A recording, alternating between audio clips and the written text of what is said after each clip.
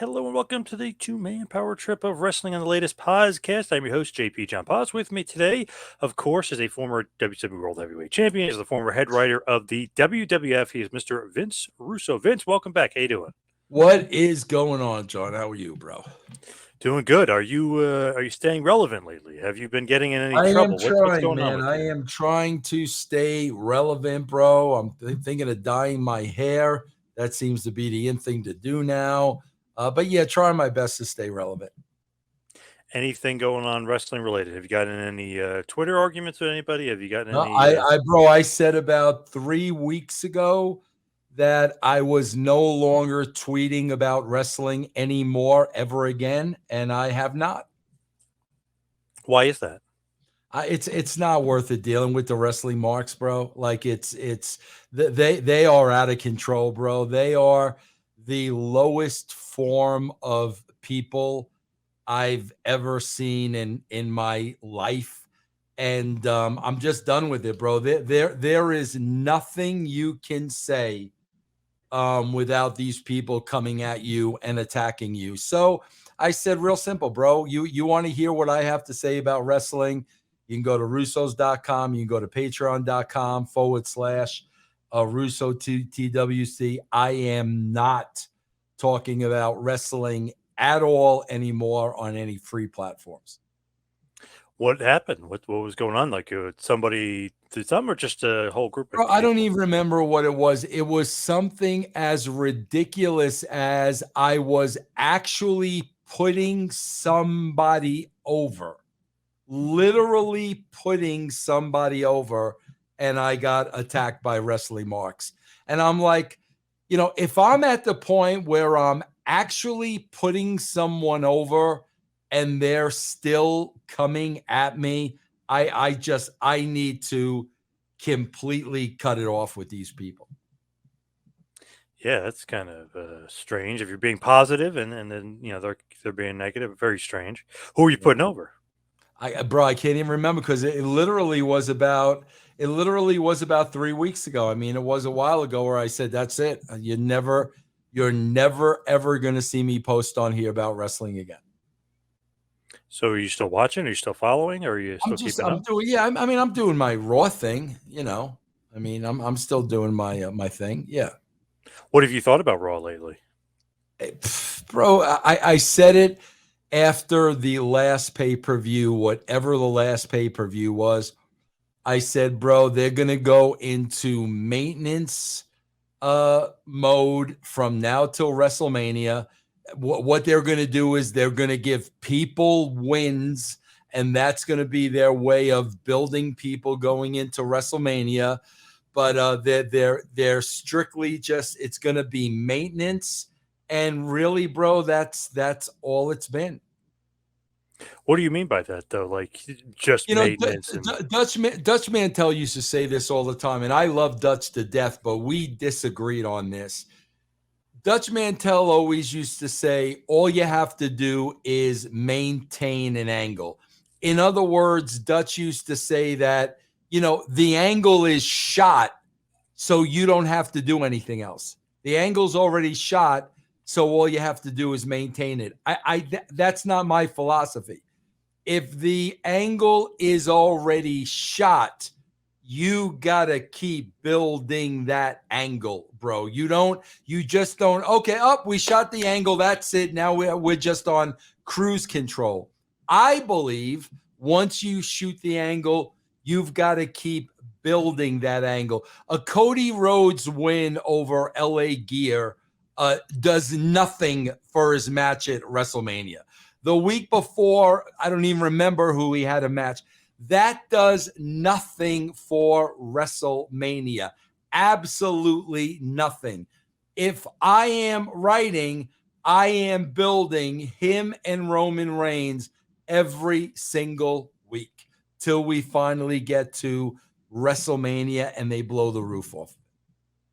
So you don't like him getting the win over LA Knight, like just and cutting that promo and then moving on to Monday night where they're going to have the face off again? Bro, it doesn't, like, it's not a matter of me liking it or not. It's a waste of my time. It doesn't mean anything, bro.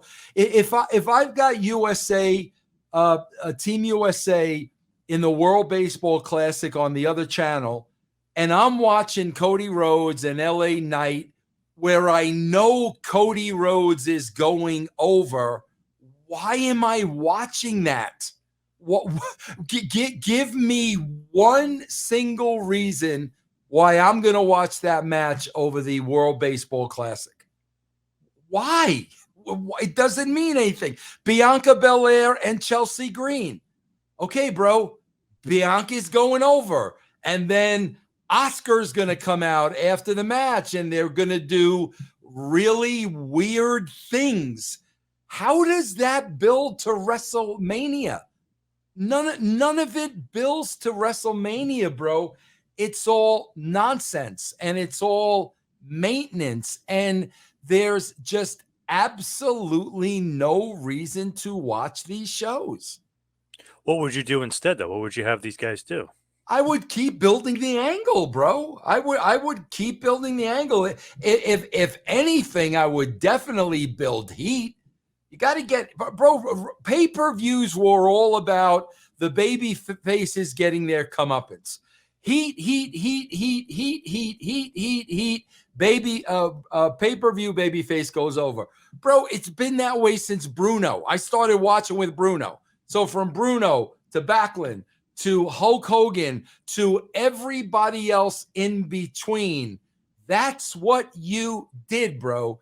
You built the heat. So by the time you get to the big show, you want to see the babyface get his revenge. What heat was built during Cody Rhodes and LA Knight last night? What heat was built? I don't know. It was just basically his promo saying that he's going to face off with Roman on Monday, basically. It is, I don't know, they've been a lot better lately. The show's been a lot better to get through, a lot easier to get through for me anyway than it has been. Well, sure. I like I said, bro, I don't watch SmackDown. I was even doing a show with Ben Hameen earlier today, and Ben Hameen said SmackDown was very good on Friday. I don't watch SmackDown. This show, bro, if I did not watch 1 minute of last night's Raw, I would have missed nothing.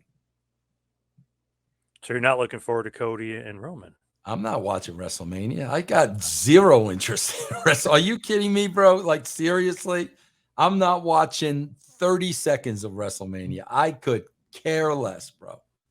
What bro, why do people find that so hard to believe? Bro, I got to be honest with you, John, the God honest truth. When I left WWE, wrestling became a job. I was no longer a fan of wrestling. I no longer enjoyed it. It literally became a job. WCW was a job. TNA for 10 years was a job. So I just don't know if, it was a job, bro. Just like when I owned my video stores and I went to work, and when I worked at CBS and I went to work. I work for, Russo's brand and I go to work. That's all it was, bro, was a job. So I just don't know why it's so hard for people to understand that once that job ended, I'd have no interest in watching wrestling anymore.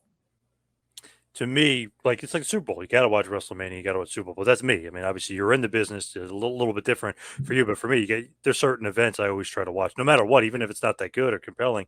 You kind of just watch. Like WrestleMania for years was awful. I mean, it was just terrible. But you just watched it because that's what we're used to. And the Super Bowl, you'd always watch it, no matter who was in it. That's because that's where you were used to.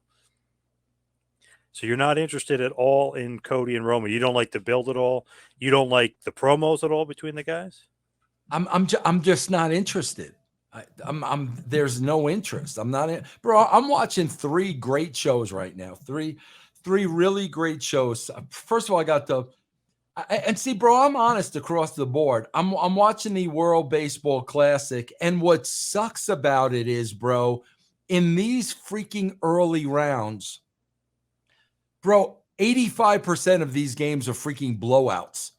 It's 7-1 by the third inning. It's 5-0 after 2. And that sucks. I'm telling you, like, that sucks. So, bro, when it's 7-1 in the third inning, I'm done. Goodbye. The game's over. I'm not sitting there and I'm watching the game. But I'm watching 3 great shows now. I'm watching Your Honor on Showtime with Bryan Cranston. I'm watching the very last season of The Blacklist. And I just wrapped up the last 6 episodes of You on Netflix.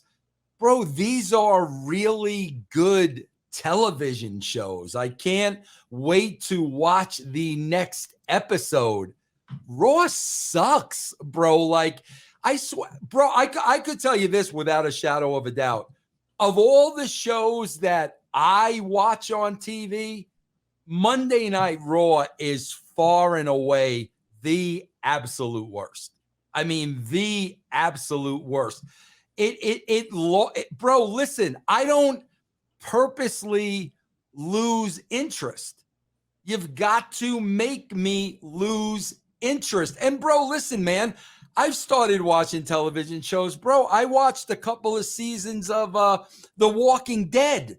And it got ridiculous, and it lost me. I don't watch The Walking Dead. I watched the first episode on HBO's This Is Us because everybody was talking about that show.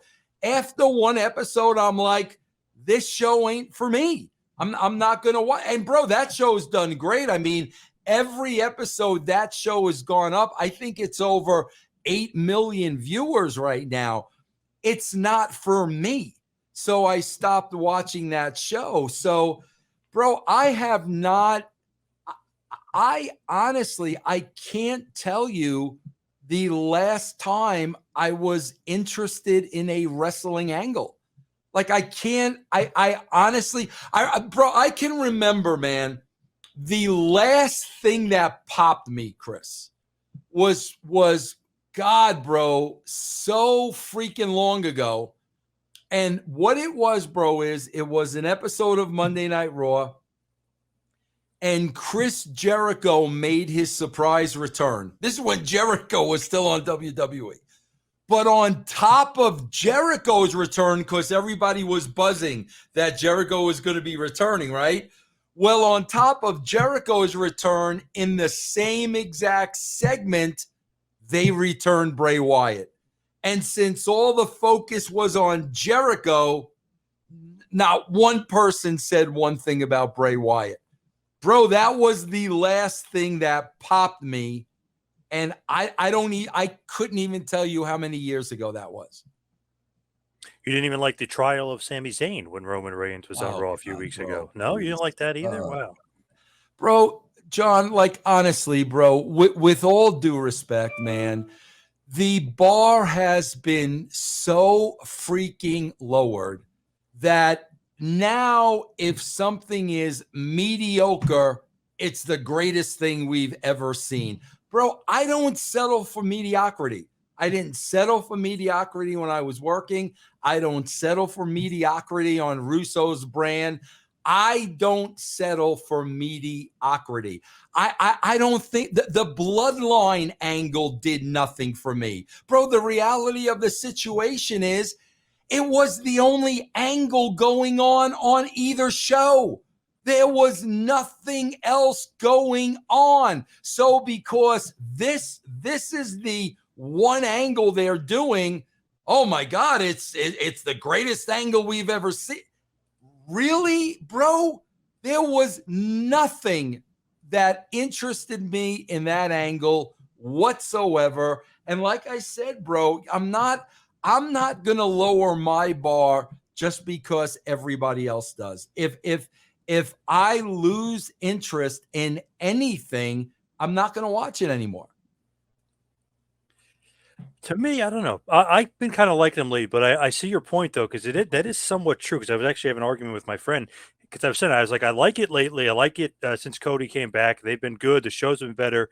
I like the pay-per-views better. I just think Triple H is doing a better job than Vince of like tightening things up. And I don't know. To me, it's just been better. But That is kind of true. So my friend always says, he goes, because it's so bad. Like that John Cena era for 10 years, I mean, he is awful. I mean, people can say what they want. He's a huge star, this and that. That era was so bad. And I guess they were going for kids or PG or whatever.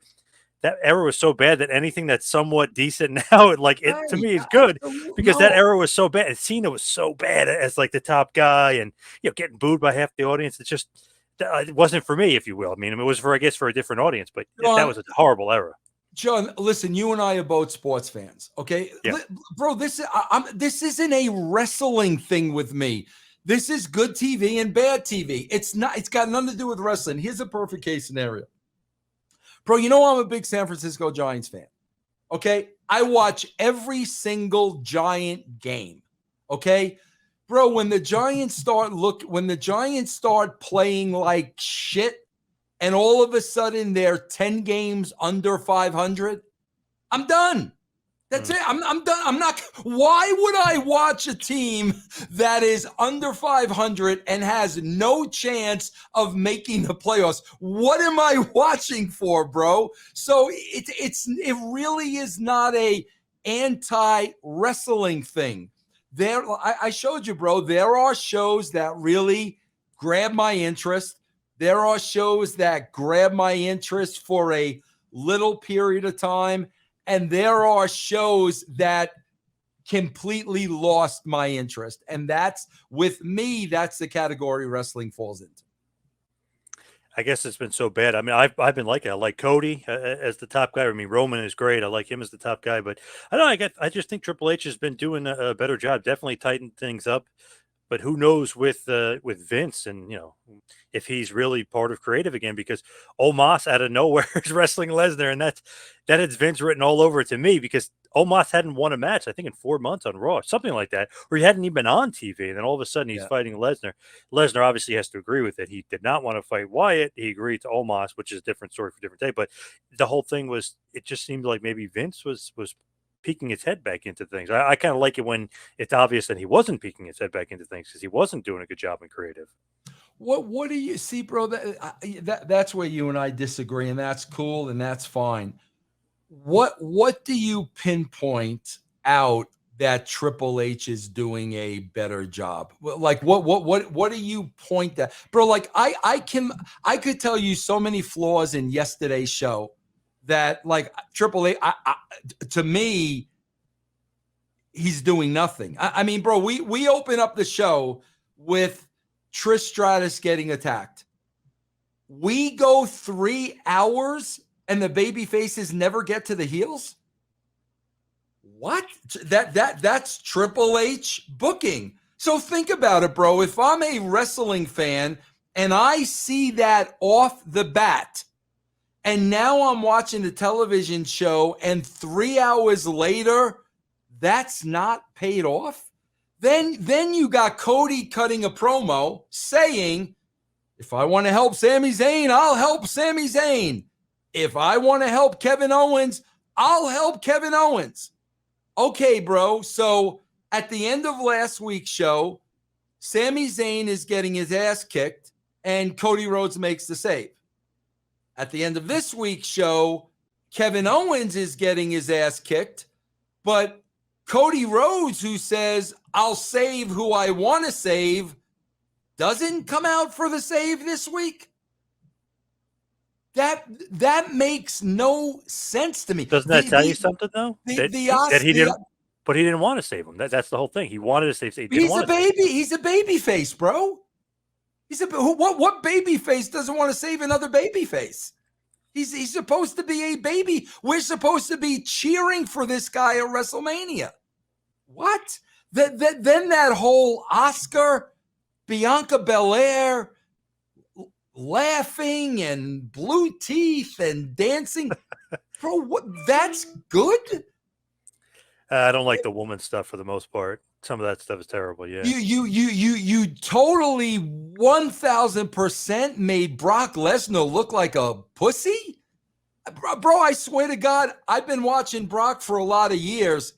That is far and away the worst he ever looked. And I'm like, and Trip, what am I don't know what I'm supposed to be praising Triple H over. What? I just like the fact that the titles mean something now. Like Vince, you would do the 50-50 booking, which is kind of for the most part for the big stars. They don't do the 50-50 booking. The guys are actually winning. Like Solo, Cody, Roman, they never lose. The Usos never lose. I mean that's good. I like that. Vince would do. Oh, they're going to lose this week. They're going to win this week. 50-50. And the IC title and the US title. I don't know. The guys actually mean something now. Like they're actually making the title worth something. Like Gunther's title run is actually good instead of having them lose every other week. And if they do lose Imperium, it's one of the lesser guys taking the fall, never Gunther. So I don't know. I like that part of it where he's keeping some guys strong. Vince would have Gunther losing every other week. Okay, think about what you just said. The titles mean something. He's keeping guys strong. Yep. You kept Austin Theory strong with that John Cena promo last week? Oh, that was disgraceful. That was literally the worst promo I've ever heard in my life. You just made a statement that's not true. Like that's how you're keeping Austin Theory strong?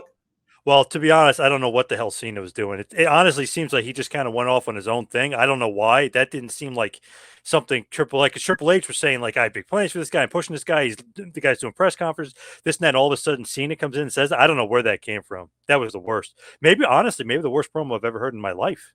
That was awful.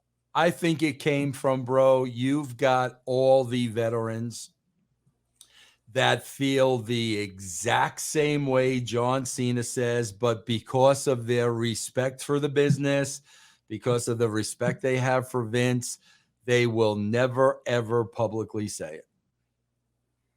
I mean, you see glimpses of it here and there with the Kevin Nash stuff, and then you see glimpses of it, but they'll never come out and say it. I honestly think, bro, when John Cena is standing in the ring, and you got this guy walking down towards the ring, playing the role of wrestler, wearing sunglasses inside. John Cena's got to be standing there saying, "Are you freaking kidding me? You're gonna put me in a WrestleMania match with a guy who is trying to play a wrestler?" Honestly, bro. And then if Cena doesn't go into business for himself, he's going to totally kill his own brand.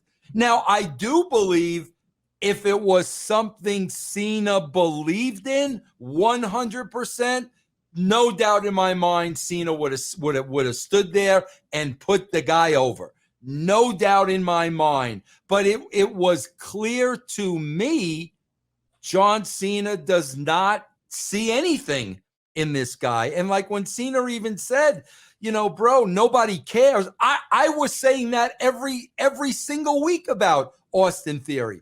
We don't care, bro. Like nobody cares. And again, John, you got to understand, that's not a dig on Austin Theory.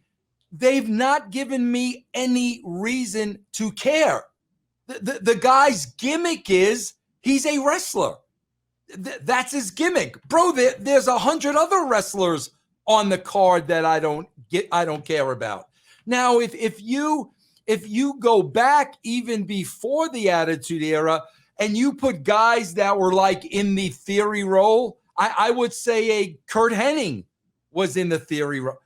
Bro, I cared about Kurt Hennig. Kurt Hennig wasn't trying to play the role of a wrestler. Roddy Piper. These guys were believable. I watch this show, bro, and I'm just seeing these people playing the role of a wrestler. Like, I've watched this for 20 years. I watched this ever since I was a kid. This was my dream.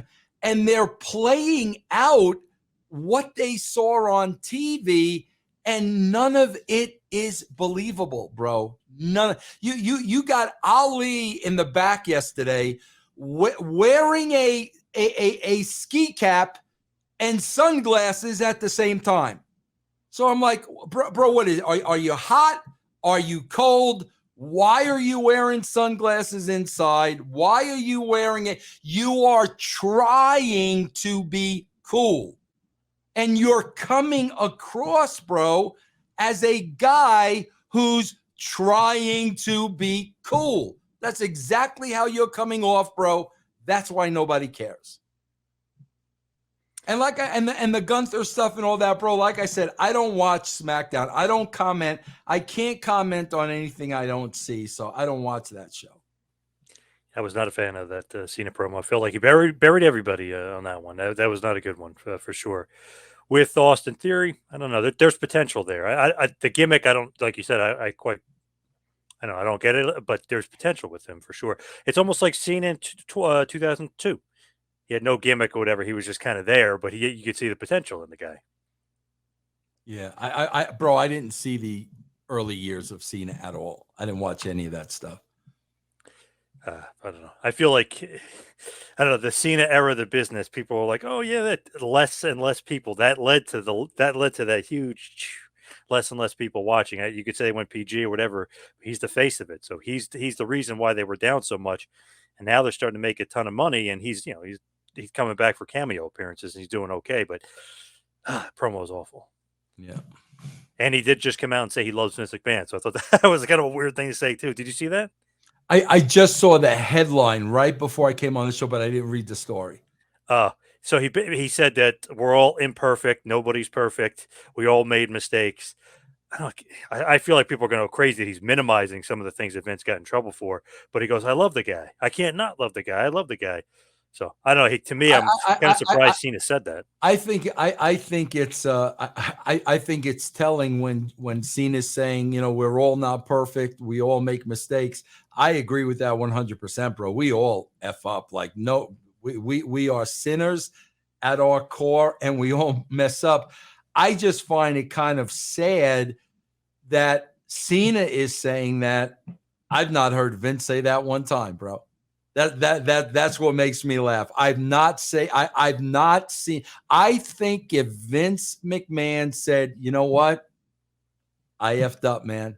It was bad judgment. I made a mistake. I'm not perfect." I think if Vince McMahon said that, okay. But to me, the fact that he doesn't say anything tells me he's guilty on all counts. Because, bro, when he was going through the steroid trial with the federal government, every single day he was claiming his innocence. Every day he was up on his soapbox. Never once throughout this entire ordeal did he say, "I'm innocent. The truth will come out. I look forward to not one freaking word." That tells me, bro, the dude's 100% guilty. And you know what, bro? Like I said, no problem, man. You're 100% guilty, no problem. You made mistakes, no problem. Say you made mistakes, bro. Say you made mistakes, and people will be much more forgiving. All right, let's change topics here. Let's get to the topic at hand here. And John, for the record, I love the Cena promo. Go ahead, bro. Wow, I thought really? it was the best thing on the show. Wow, oh my god! Literally, was probably the worst promo I've heard in like years, just because best of best promo I heard in years. Yeah, so many guys that I know in the business said that didn't do anything like to help Cena, because if Cena beats him, which I agree with, if Cena beats him, he beats some loser that nobody cares about. If Theory beats Cena, he just lost to some loser that had no potential as a loser. So there's no way out for Cena. Win or lose, he's going to look bad. How does Cena look bad if he goes over? Because he was challenged. But he beat a nobody. But he was challenged. He shouldn't even accepted it. Nah, see, bro, I don't buy that. The guy was challenged. The guy said, no, I'm not going to do it. Theory egged him on, and he said, okay, fine, bro. This is what you want. No problem. He goes over. I don't think that makes Cena look bad at all. Doesn't make me interested in the match, though, that he's wrestling some guy that is a job guy like that. That's that he thinks is one. So to me, it's not interested in it. Well, bro, he didn't sell me at all. His promo skills are. I could tell you this from a casual fan point of view, because that's all I am, bro. I'm a casual fan. When John Cena says nobody cared about Austin Theory, he was dead on. No casual fans care about. Nobody's buying a ticket to go see Austin Theory. Nobody. And I could tell you this: there was nothing John Cena could have done in that interview to make to make me care about Austin Theory. Nothing. There is nothing he could have said that would have changed my mind about Austin Theory. Like I said, bro, I see a guy that is trying to be a wrestler. It's fake. It's phony. It's not real. And bro, I'm telling you, John, if I was still working and producing this guy, what I am telling you would be exactly what I'd be telling him. I'd be saying, bro, real people don't talk like you. Real people don't act like you. You are a walking, talking wrestler wannabe. I would be telling him that, bro, to help him. That is my job. That is exactly what I would be telling that guy.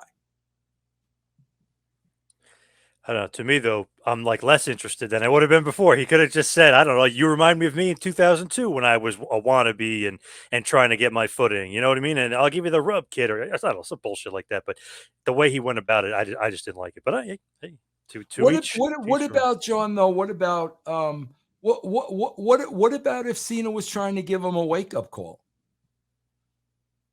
And what if Cena was trying to say, bro, you're not all you think you are, and I'm showing you right now. So maybe you need to kind of go back and think your game through a little more. I mean, I guess what I'm saying is, bro, maybe it was tough love. If that was the point of it, would you still have a problem with that? I guess if in the end, I just don't like. I just don't think it built the match at all. I just don't think it. And Cena's not going to be on TV until then, so it's not. I don't know. I just didn't think it did a good job of building the match. Okay, yeah, I mean, I get that. I mean, I totally understand that, but I just think there was a lot behind it. That would be a good way out at the end. Like, hey, I was giving you tough love. I saw potential in you, kid. I had to shoot you straight or whatever. Maybe at Yeah, the end game, maybe. yeah, yeah. All right, let's talk about SummerSlam 1997 And on bro, August I'll tell you what. 3rd. I think one other thing, John. Oh, Honestly, like I think, bro. What I would do is I would not. The way Cena insulted him, like you said, there's no way Cena can put him over. There's absolutely no way Cena could put over. What I would do is I would have Austin Theory have one hell of a match. I would have Cena go over, but I would have Cena give him the seal of approval at the end of the match. You know what I'm saying? Like, man, yeah, I said all those things about you, but you left nothing on the table. The biggest stage of them all, you went to. I would have Cena put him over at the end. I don't think that hurts either guy. okay. But we'll see. All right. So SummerSlam Yeah. 1997, August 3rd, 1997, East Rutherford, New Jersey, at the Continental Airlines Arena, 20,213 in attendance, as well as myself. I was there live for this one. Very nice. Good show, of course. The tagline: Heart and Soul. Pay-per-view buys 235,000 buys. Not bad, not great, but decent for SummerSlam here in 1997. The main event, of course, Bret Hart versus The Undertaker, thus Heart and Soul. Shawn Michaels will be the special referee. What are you doing at this point in 1997? 1997, bro. I'm involved, but nowhere near the level I was when I, was writing the whole show. That stuff, bro. Me really, really getting involved. That really, I would say, bro, to be fair, that really was in the very beginning of 1998. With Tyson and going towards WrestleMania and all that stuff. That's when I really started getting involved. I was still at this point in the summer of 97. I was still, sitting there with Cornette and Bruce and giving my 2 cents and all that stuff. What did you think about Vince and Bret Hart's relationship at this point? Because months later, obviously, it becomes tumultuous, and Bret leaves the WWF for WCW. But how was it here? Because he's not champ, but as we're going to find out later, he's going to become champ. So I mean, it seems like they must have been on the same page, or they Oh must yeah, have had a. bro. There was never a problem with Vince's relationship with Brett, bro. There really wasn't. Even, bro, listen, Vince gave him a long-term contract. The company was not in a good financial place. And Vince basically, bro, reneged on the contract. And Vince basically said, Brett, I love you. I can't afford to pay you this. And because Vince reneged on the contract, he allowed Brett to negotiate with WCW. There was really, bro, there was really no heat in that relationship whatsoever until Brett didn't want to do business come WrestleMania or the Survivor Series. That's where this really began. Up until that point, bro, there was really no issue. When you look at Brett and Vince here, obviously, you're saying it's a good relationship, but he's about to put the title on him, so he must have no issues whatsoever. Like, I'm putting the title on him, and we're headed in a different direction. Undertaker's a champ, obviously. Brett's going to be at the end of the show. We'll get to that later. But obviously, when you put the belt on a guy, that's like the ultimate confidence, the ultimate slap in the back. Kudos.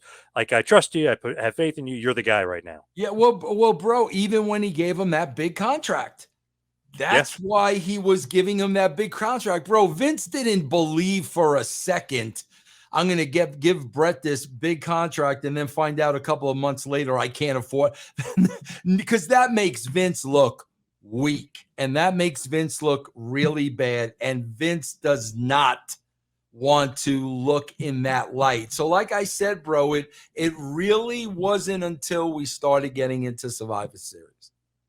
Were they doing that bad as far as financially? Where as far as like Absolutely, could bro. not They pay they Brett they that were money? they I could tell you, John, without a shadow of a doubt, they were in the red. And that's why I got my opportunity.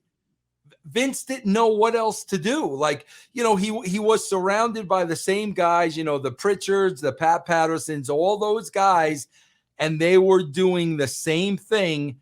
And business kept going down and down and down and down. That's the only reason I got an opportunity. He didn't know what else to do. I mean, they literally were in the red at one point. So I was here live for this show. This show, I mean, it's a great show for the most part. I mean, we remember obviously as a kid had a lot of fun. A lot of anti Bret Hart fans, a lot of anti Hart Foundation fans. But what did you think about the Hart Foundation? Because as we're building to this show, obviously Bulldog, Owen, Pillman, Neidhart, Bret. I mean, are you happy with the Hart Foundation? Did you think that was a strong enough heel faction? Oh, absolutely, bro. Because you had so many different personalities and so many strong ones that could carry the weaker ones. I mean, bro, let's face it, Jim Neidhart ain't a main event draw. And at that time, really neither is Owen. But when you've got, Brett and Pillman and Bulldog there, now all of a sudden, see, bro, you know, John, in wrestling, when you do the rub gimmick, the Yep. whole idea of the rub is to bring people up to your level, but sometimes it works the other way. And you're trying to give somebody a rub in there, taking you down to their level. I mean, this is definitely the three guys up top bringing Neidhart and Owen up to their level. So, man, I thought it was a very, very strong faction, man. I was a big fan of this faction. At this point, or around this point anyway, they're bringing in Del Wilkes, the Patriot. Did you like Del? What'd you think about that gimmick? I mean, it's 1997. Do you think the Pro USA thing? I mean, he was kind of over, but I mean, did you think that was like the right gimmick for this era? Yeah, bro, I was involved in that. I did a lot of work in that. He was a great dude, bro. He was, wow, what a gentleman. I'm not gonna lie to you, bro. Like, yes, I felt it was cheesy. I absolutely 1000%. I felt it was cheesy, and times are starting to go towards the Attitude Era at this point. But again, bro, like the The Patriot was his gimmick long before Vince Russo was involved. Yep. Long before. So if you're asking me if I felt that this angle was a little gimmicky, a little campy, absolutely 100% yes. Obviously, so much anti-Canada stuff because Brett was doing such a good job with those promos, but the Yes. Patriot Pro USA stuff, I don't know if you're going Attitude Era, does that really fit? That seems like a bygone era, like I'm with you. I the agree. I USA agree with stuff. that, John, 1000%. So, kind of feuding with Brett a little bit. Like, obviously, we'll talk about it at another time, but Brett and Patriot are going to have a championship match and a few matches in this time period, a little bit after SummerSlam. So it just seems like Brett's got something else kind of burning. Still got the Austin thing because, the Canadian Stampede and things that's still cooking.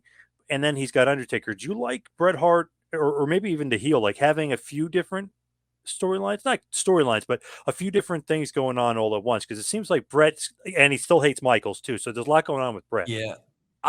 Bro, that's where I used to really differ from the wrestling business, bro. And there used to be a lot of this when I started working with these guys, Pritchard and Cornette and stuff, bro. They were of the ilk that a guy could only be in one angle.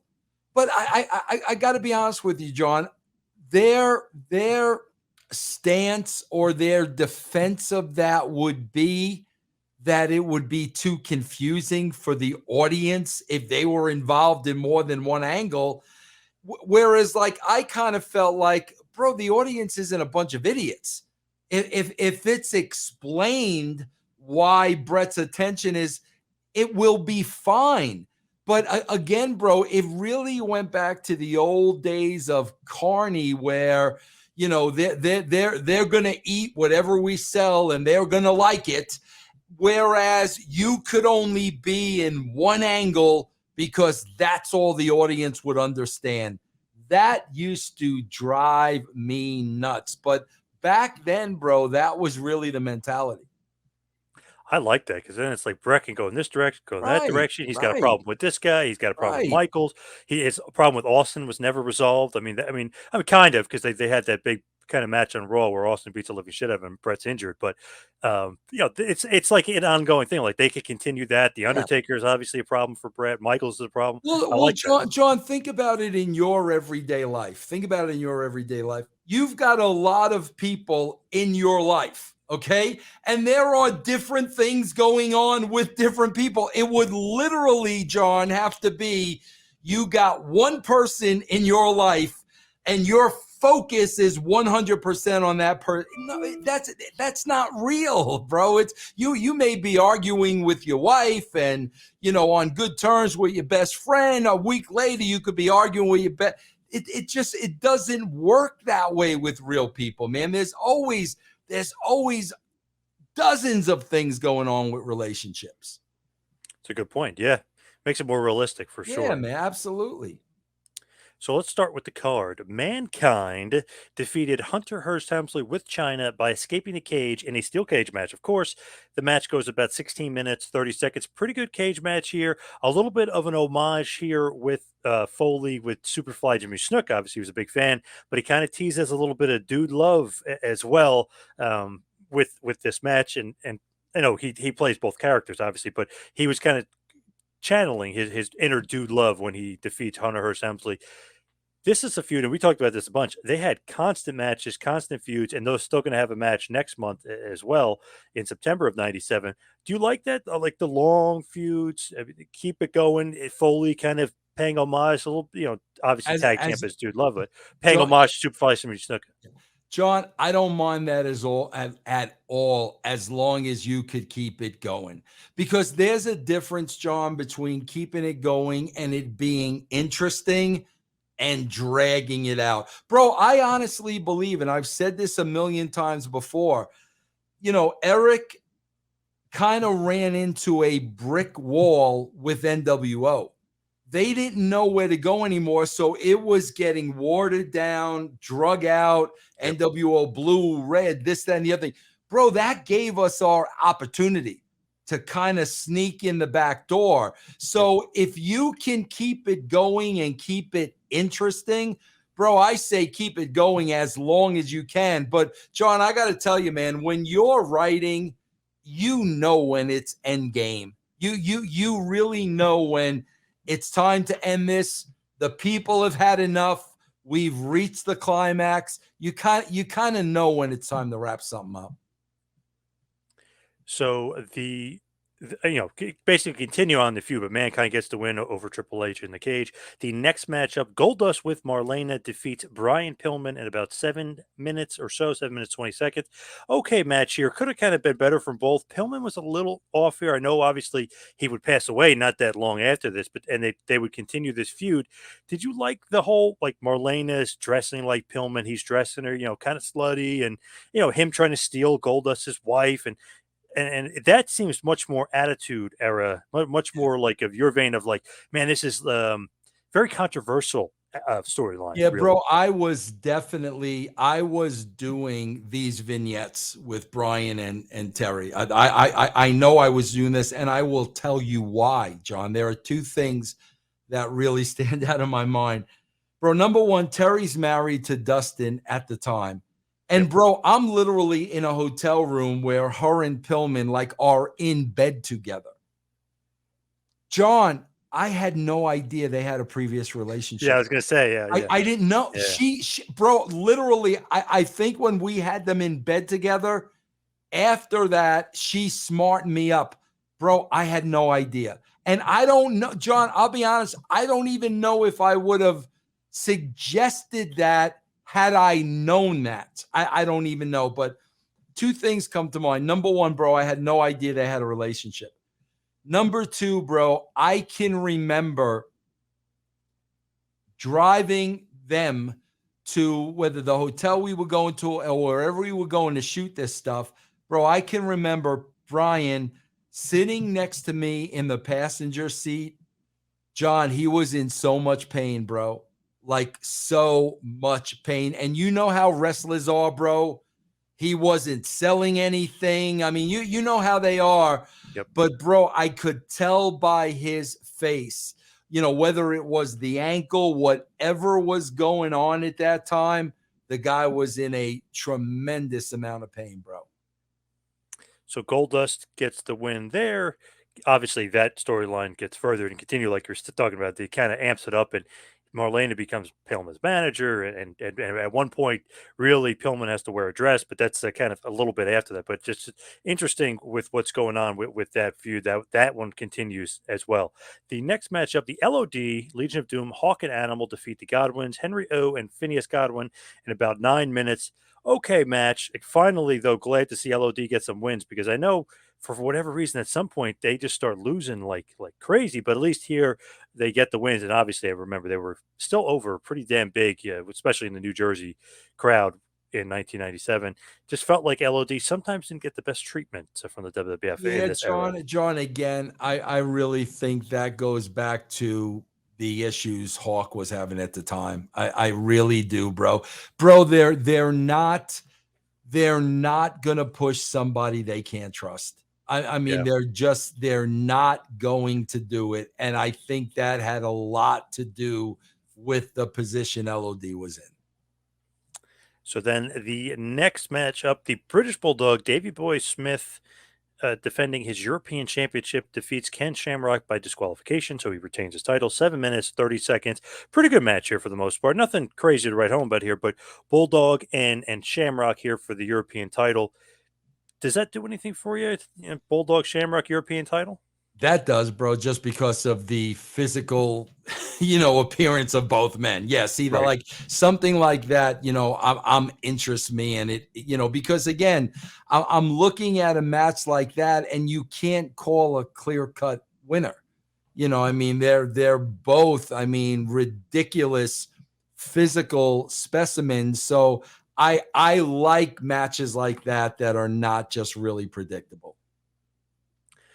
So nothing really to write home about that one. So the next one up is Los Boricuas, Jose Castillo, Jesus Castillo, Jose Estrada, Miguel Perez Jr., of course, Salvio Vega defeat the Disciples of Apocalypse, 8 Ball Change, Crush, and Skull in an 8-man tag match that goes about 9 minutes.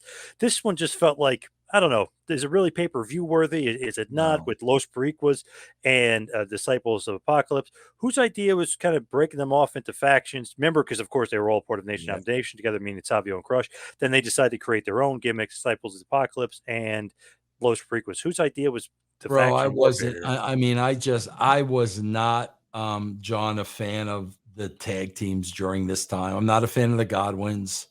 I'm not a fan of the Headbangers. You know, the Lost.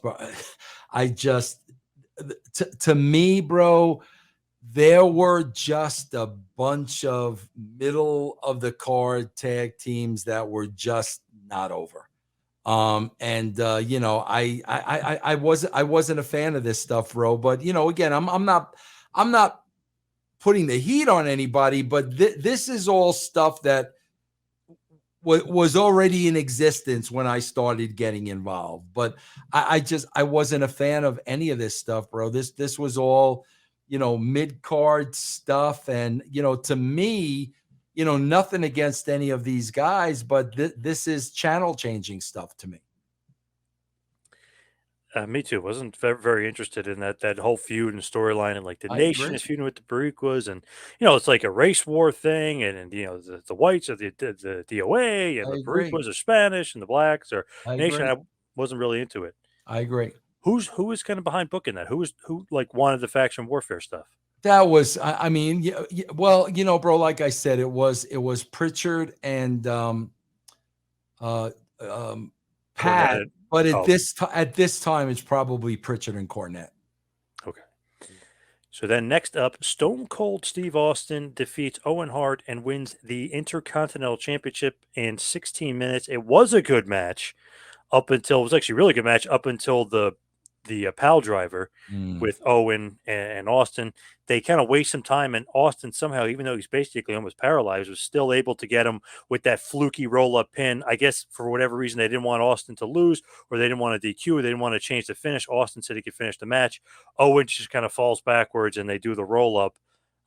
But obviously, I mean, Austin breaks his neck here from Owen. What was the thoughts, and what the hell was going through everybody's mind when that Yeah, happened? I can tell you, bro, as a shoot, this scared the hell out of Steve Austin, bro. He never experienced anything like this before, and his initial reaction was that he was paralyzed. This had a bro, this had a major effect on Austin. He was scared, bro. He was scared. You know, bro, Austin had been around the block a few times. You know, he was not new to the game.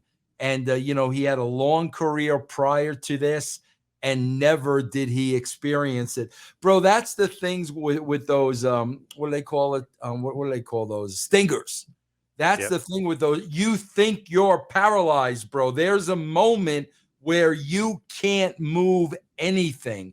And bro, I really do believe that that fear of being paralyzed really translated into heat with Owen, that he never ever forgave Owen for that. And I think, you know, the way Steve looked at it was like, you know, bro, with that pile driver, come on, bro. If you don't hit that right, there's going to be major damage. It's not like, you know, Owen twisted his arm out of a socket, or, tore a ligament in his knee. I mean, this was dangerous.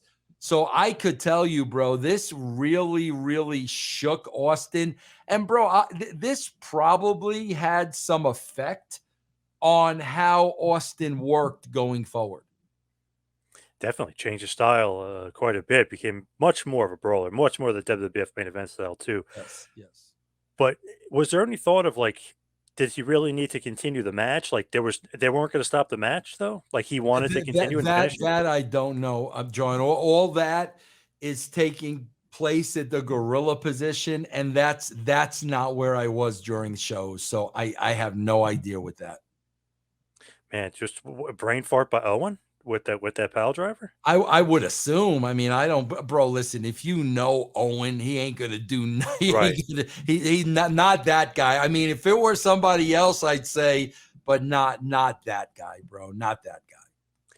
The thing is here though with that, Owen had pinned him at the Canadian Stampede the month before with the roll up, and then here Austin gets the win. It almost felt like Austin was maybe going backwards a little bit because he was kind of a co-main event at WrestleMania against Brett. That had that great match, really kind of catapulted him into superstardom. But just as far as turning face and the crowd absolutely loving him being the anti-hero. But was the IC title like a step back? Because he wins the IC title here. He's technically the IC champ, even though he's got a broken neck and he's going to be out for a few months. Was that a step back, or was that a way to somehow build him back up for Brett again? Yeah, I don't think that was a step back, bro. Because listen, man, if they first of all, bro, if they're losing faith in Austin, they ain't gonna put any title on him.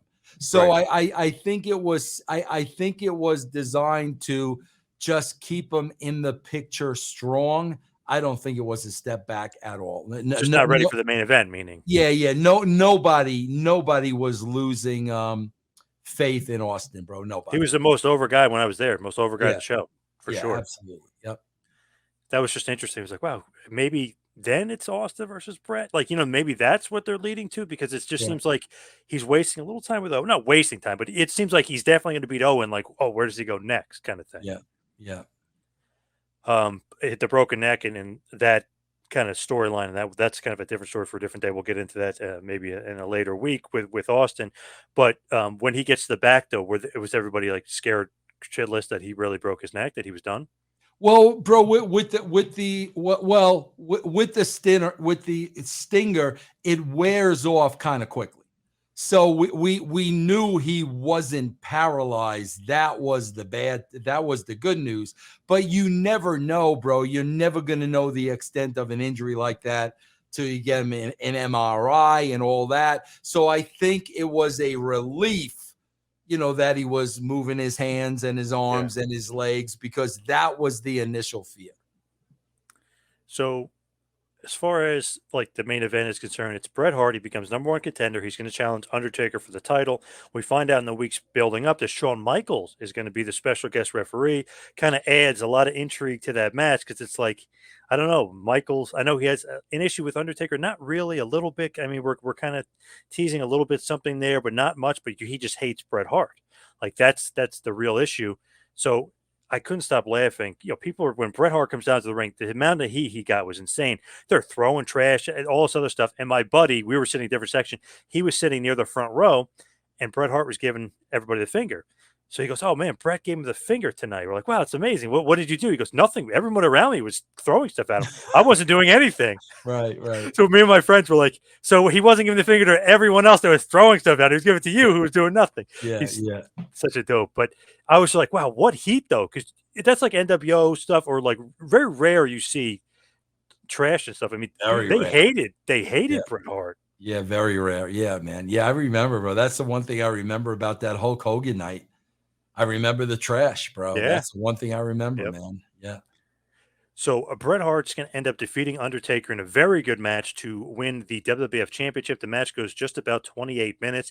The finish actually came when Bret spits on Michaels. Michaels takes a chair, goes to hit Bret. Bret moves. He nails the Undertaker with a pretty vicious, no hands up, straight in the head shot. I mean, it looked like a kill shot there, right to the top of the head. Bret gets the pin. Michaels reluctantly counts to three. He didn't want to, but he had to. He's the referee. If he didn't, he's going to get fired. And the other thing is, if Bret doesn't win, he can't wrestle on American soil ever again. So that was the thing. It's like, how could Bret win? He's the heel. He's going to have to do something. But Michael's the ref. There's no way Michael's going to let him win. Michaels mistakenly cost basically everybody what they wanted, and he cost Undertaker the title as Bret wins.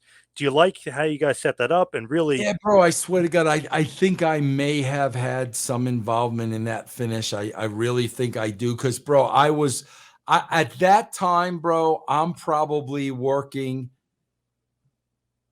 as closely with Shawn as anybody else on the entire roster. Bro, like, when the house show promos, bro. yeah, Bro, I was writing all of those for Shawn. I was producing Shawn over at TV. I was writing all Shawn stuff for the shows. Like that was my guy. And when you lay out that, like, I didn't remember what the finish was, but when you lay out that finish, it brings back, memory of thinking that I had something with maybe suggesting something like that. That, bro, you're always looking to protect everybody. That's I don't think they do that anymore. I'm always looking to protect everybody, bro, to keep everybody over. That's not easy to do. It really isn't, bro. I didn't believe in just having jobbers on the show. I don't believe in that. I'm not that kind of a guy. But at that level, bro, you need to do your best to protect everybody at that level. So Brett is the new champion. They're throwing trash in the ring. Perhaps it didn't start out as strong, but Foley, Triple H was pretty good. Austin, Owen Hart was good until the injury, but Brett Undertaker is definitely the match of the night for sure. What you kind of just think overall the show where you're headed? Because it looks like Michaels, Undertaker, obviously. You still got Brett headed forward. You have the Patriot kind of looming. What do you think here just about how it's executed show-wise with Brett winning and basically going off air, the heels wins the title and the crowd is throwing shit in the ring? Yeah. Well, bro, I'm sure there's a huge monkey wrench because of the Austin injury. Yes. So, bro, that's huge. I mean, that is a huge, huge hole that we are going to have to figure out how. Bro, that is why you've got to have more than one guy over. That's exactly why, because what you just said, bro, okay, man, Steve's out. You got Brett Red Hot. You got Taker. You got Shawn Michaels. You've got other guys on top that can carry you. I mean, bro, like seriously, that's why I keep saying, bro, you've got Cody's got to go over Roman because there's nobody else behind Cody. Like there's nobody else. Now, bro, I got to be honest with you. I would not be shocked. You heard it here first, John. I would not be shocked if there wasn't a Brett Stone Cold Steve Austin scenario at the end of that match. I would not be shocked. Heel face switch. I would not be shocked if there was some type of a heel Cody turn. That would not shock me at all. But if they were going, if they were going to, if Cody was going to go over straight babyface, that's the thing, bro. You know that because there's nobody behind him. That's why it's just so important, bro, to get guys on top over because injuries are going to happen, man.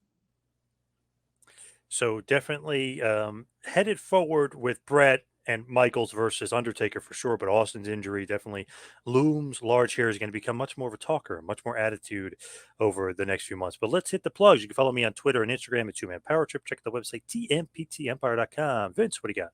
When does this show drop, John? Do you know? Friday. Okay, it'll be too late. Yeah, guys, just check out all my stuff on russosbrand.com and, of course, patreon.com/Russo TWC. A bunch of wrestlers I do a bunch of shows with, man. They're all different. It's a lot of fun. Just check it out. All right. Thank you, everybody, for listening. See you right back here next time for the podcast. See you next week, folks.